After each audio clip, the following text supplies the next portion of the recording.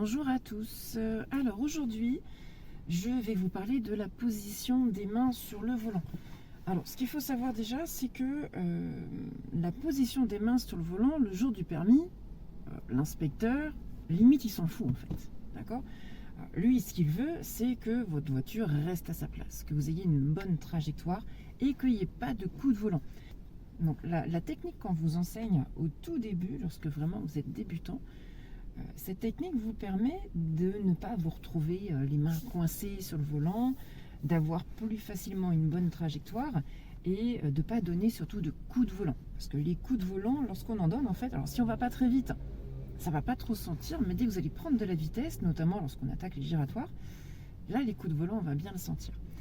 Donc concernant toujours l'inspecteur, donc le jour du permis, alors, quand je dis qu'il s'en fout, évidemment, si vous faites ça en tournant votre volant, il va pas franchement apprécier. Donc quand c'est quelqu'un quand c'est un candidat qui a déjà eu son permis avant, qui se l'est fait sucrer, qui doit le repasser, forcément il a pris les mauvaises habitudes. Les inspecteurs savent de toute façon que c'est un élève donc, qui avait perdu son permis, qui avait déjà de l'expérience avant. Donc ce qu'on demande à ces élèves-là, enfin à ces candidats-là, du coup, c'est de ne pas faire ça en circulation, histoire de se mettre quand même l'inspecteur un petit peu dans sa poche. Il ne faut pas non plus le mettre à dos dès le début.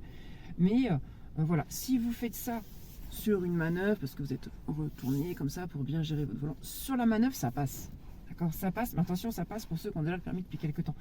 Les inspecteurs, faut quand même, disons qu'il faut quand même faire attention à ne pas vous mettre l'inspecteur à dos. D'accord ? Alors, le volant. Donc, sur beaucoup de voitures, vous avez donc 3 branches au milieu. D'accord ? Sur certaines, vous n'en avez que 2. Donc, lorsqu'il n'y en a que 2, comme ça, on a plus facilement les mains à 9h15. Imaginez une pendule. Donc, 9h15. Ici, donc là, moi, c'est une 3 branches, comme beaucoup de voitures. 9h15 aussi. L'avantage du 9h15, c'est qu'on a les pouces juste à l'arrondi, là. Et ça repose les bras. Donc, 9h15 ou 10h10. Vous allez entendre les deux. Et je vais vous dire moi ce que je préfère et l'avantage et les inconvénients de chacun. Donc 9h15, l'avantage de 9h15 c'est que le pouce du coup fait un crochet dans l'arrondi là, ce qui fait que ça repose les épaules. Ça c'est pratique lorsqu'on est en ligne droite, sur l'autoroute, sur les départementales, lorsqu'il n'y a pas grand chose à faire, ligne droite ou petite courbe, et surtout ça repose un petit peu, d'accord. L'avantage du 9h15 aussi c'est que lorsque vous tendez les doigts, alors là vous le voyez sur mon essuie-glace, mais c'est la même chose de l'autre côté sur le clignotant, vous avez les doigts juste en face, les commodos, donc des essuie-glaces et les clignotants. Par contre, l'inconvénient du 9h15, c'est pas le 9h15, c'est que l'inconvénient, c'est que plus vous avez vos mains basses, alors là par contre, il ne faut pas les mettre ici, hein, plus vous avez vos mains basses, plus vous allez avoir tendance à bercer votre voiture. Sauf qu'on n'est pas en train de bercer un bébé, on est en train de tenir un gros bébé de 1 tonne 2, 1 tonne 3, celle-ci, je ne sais plus exactement. Donc, 9h15, pourquoi pas. Moi, je préfère le 10h10, qui a ses avantages et ses inconvénients. Donc, 10h10, souvent, on a une meilleure trajectoire lorsque vous êtes à 10h10.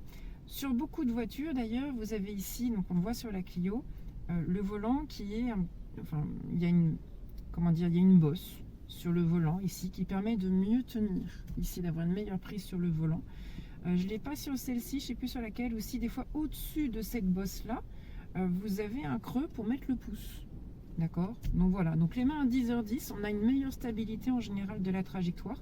L'inconvénient du 10h10, par contre, c'est que pour aller chercher vos commandes, il va falloir faire glisser votre main.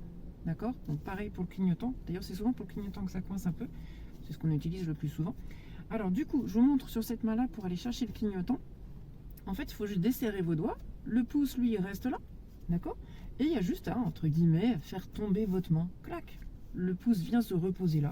Vous faites glisser votre main et la main est en face, quoi. C'est pas compliqué, c'est juste un truc à prendre. Voilà. Donc, 9h15 ou 10h10, les deux sont bons. Quand mes élèves, moi, laissent leurs mains 9h15, je dis pas grand-chose. Par contre, si je vois que leur trajectoire est un petit peu faussée, je vais insister un petit peu plus sur le 10h10.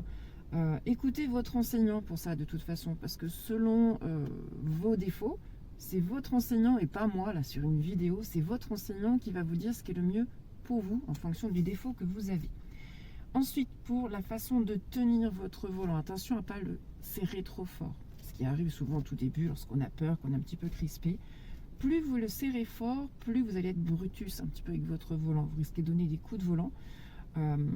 Ça va être donc maladroit. Et surtout, nous, à côté, l'enseignant, s'il y a besoin de rattraper la trajectoire, ça devient un petit peu compliqué. On peut se faire un petit peu de frayeur. Donc, soyez souple sur votre volant.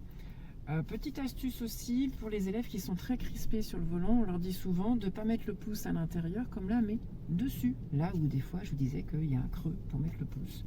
En mettant le pouce dessus, comme ça en fait, vous allez toujours tenir votre volant, peut-être trop fort, toujours pour ceux qui sont très crispés, mais vous allez quand même avoir moins de prise, donc vous allez quand même moins le serrer. Et petit à petit, après, vous allez prendre confiance en vous et le volant sera beaucoup plus souple. Donc ça, c'est pour la tenue du volant.